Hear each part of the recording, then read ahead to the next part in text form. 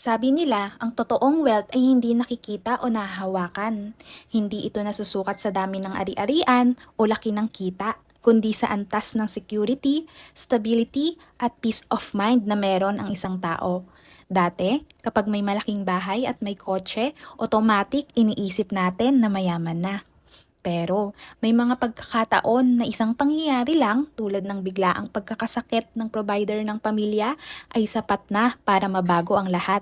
Unti-unting nawawala ang naipundar, hindi dahil sa maling desisyon, kundi dahil hindi handa ang sistema.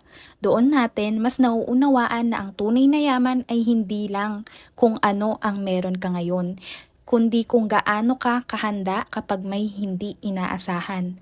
Sa panahon ngayon, ang tunay na mayaman ay yung may backup, may protection, at may plano sa kahit anong sitwasyon. Dahil ang totoong wealth ay ang may kakayahang alagaan ang pamilya, protektahan ang pinaghirapan, at mamuhay ng may kumpiyansa.